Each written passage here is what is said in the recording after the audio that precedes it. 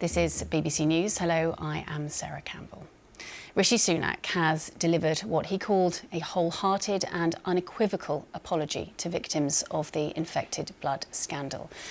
Addressing Parliament on Monday, he called it a day of shame for the British state. It follows publication of a damning report into the infection of more than 30,000 people with diseases like HIV and hepatitis C from the 1970s to the 1990s due to the use of contaminated blood and plasma.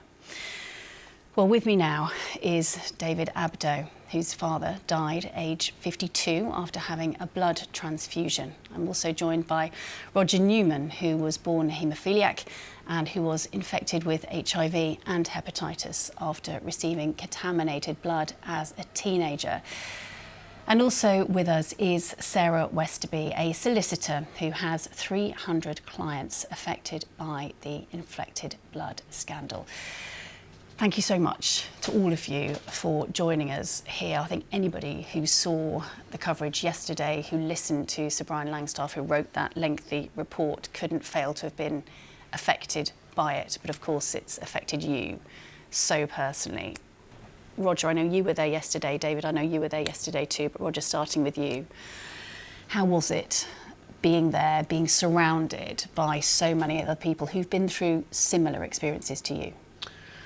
It was very surreal, and I'm still trying to take it all in, because for the first time we heard the truth being pronounced in such clarity, and it was damning. We knew it was going to be damning, but to hear it and to be there with so many others, but we were also so aware of so many that couldn't be there because they were either too ill or already passed away. So it was a very, very poignant day.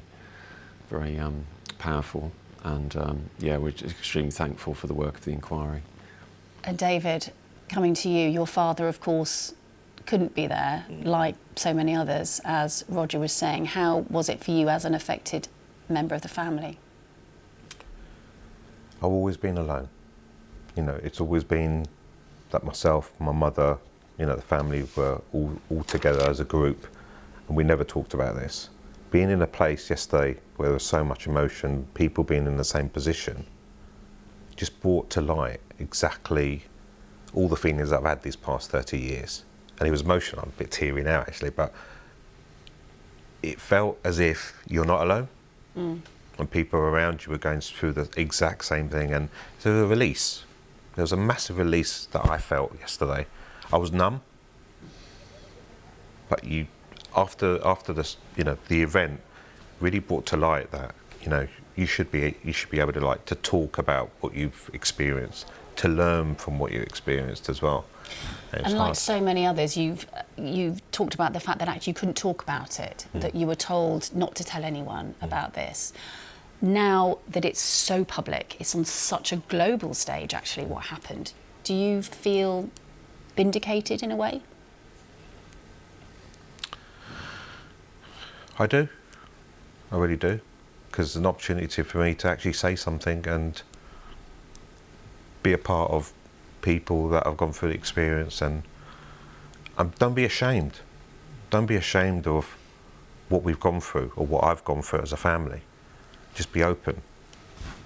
Roger, same question to you. I mean, your story is so shocking. It's hard to believe that at the age of around 8 or 9, you were given the factor 8 as a haemophilia, and this was supposed to help you, and actually infected you with hepatitis C and HIV. And at one point you were told, you had a couple of years to live. Yeah, when I was about 15, 16, my doctor told my mum over the phone that not only me but my brother as well was HIV positive, and then later on he said, you probably got about a couple of years. That's all we know at the moment. And it soon became apparent that other haemophiliacs around were starting to get ill. And then several years later, he said that we've also got hepatitis C. I already had hepatitis B before all of this, when I was only at junior school, and already then told that I mustn't share any cutlery or drinks, or so I already felt dirty in some way and always having to keep it a secret. And then, hepatitis C, treatment for that was really shocking, and I was very, very ill with that. And then finally, when I thought everything was better, I was told that I was exposed to variant CJD. Someone had donated blood, this was in the UK, later died of what was called mad cow disease, variant CJD back in the day. And so every time I have to have a procedure, I have to tell the clinical team or dentist, and that causes complications sometimes with treatment too. So yeah, it just was like one thing after the other. So your entire life pretty much has been overshadowed by this, and we're waiting to hear from Compensation today and to hear how can you possibly be compensated for that? Yeah, I mean, money will never compensate for the damage that's been done and for the loss and the trauma. I'm having therapy right now. I need to still process things now, and obviously with the inquiry, that's kind of brought up a lot of pain. But yeah, it's not possible. But at the same time, I want to know that there's security, for my family and for the future.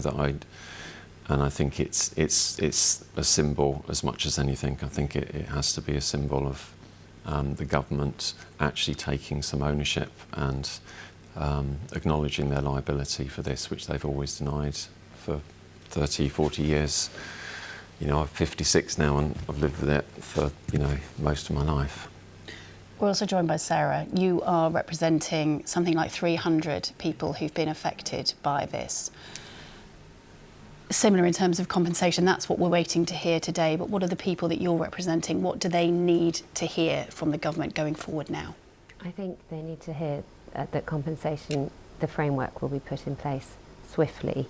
It'll be detailed, it will be comprehensive, it'll be really carefully thought out. It'll be along the lines of the study commissioned by the government of Sir Robert Francis, KC, and then the second interim report of Sir Brian Langstaff, which was over 12 months ago now. So we need to see this put in place just as soon as possible. Some people have had compensation, some people haven't received a penny, so we would really like to see careful consideration given to those who haven't received anything. So the post-1991 cut-off date, people haven't received anything who were infected after that date, yet we know that we've seen evidence that old blood was still being used, so people were infected. Victims of hepatitis B haven't received anything, and people who have not been able to find their medical records to demonstrate that they have received infected blood. We would like those three categories of people to be included within this compensation framework. And time is so important here, isn't it? As Sir Brian said yesterday, yes. 4 people dying every week? I think it's one person every 4 days. One person every 4 days, my apologies. 680, yes. I think, since the inquiry began 5.5 years ago. As I think you said, 3,000 people in total, and there's still the question of those who are undiagnosed and yet to be found. Accountability. David, how important is that for you? As somebody that now works in the NHS, your father was let down so badly by doctors. What do you want to see now in terms of people being held to account for this? It's the same thing as what you've said. I want to be able to see all of these problems clearly. I want to be able to understand much more clearly who was responsible for this, and actions to be taken with regards to how we move forward. Because at the moment, there's a lot of conversations, discussions, and people talking, but there's never been action. And do I believe that at the moment?